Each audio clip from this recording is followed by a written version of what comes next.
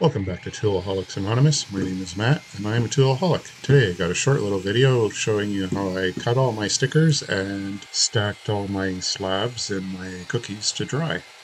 So you can cut your stickers out of pretty much any scrap lumber that you got kicking around. And here you see I got my table saw set up. I got it set to cut 3/4 inch wide strip.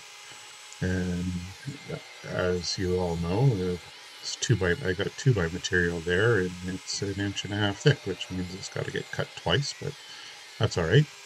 Now you might notice the way I'm using table saw here is not exactly the safest, and I'll definitely let you know that table saws are really dangerous. So if you don't want any extra fingers, then don't do what Donnie Don't does and follow all the rules for safety with table saws. And if you haven't used one before, probably get someone to show you how to use it.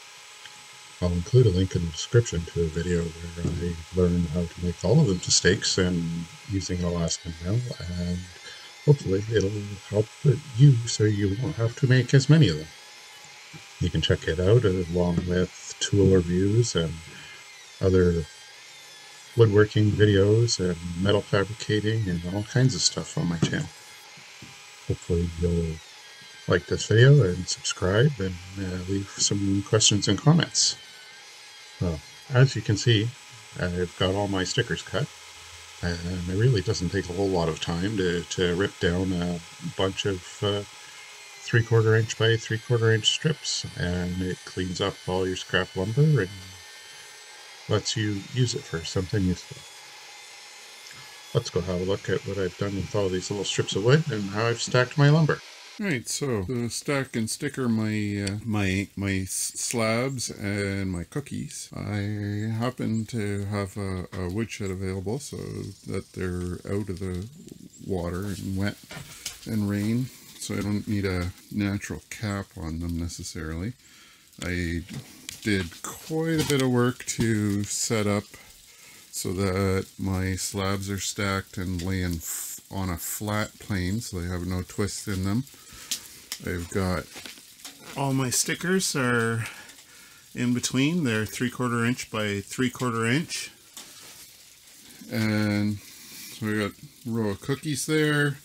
I got my spruce slabs are cut there, and I got a few maple slabs there off of a smaller short log that I cut. And here's my big stack of maple cookies that I ended up with. And then these are a few smaller maple cookies. And I've sealed all of the end grains with Anchor Seal 2.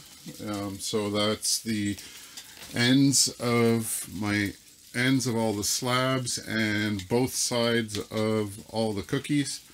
They've been sitting in here for about a month now or so, give or take a few weeks, and I don't see any cracks or splits occurring yet, but we still got a long time for them to finish drying. So anyways, this is just how I've stacked and stickered my slabs.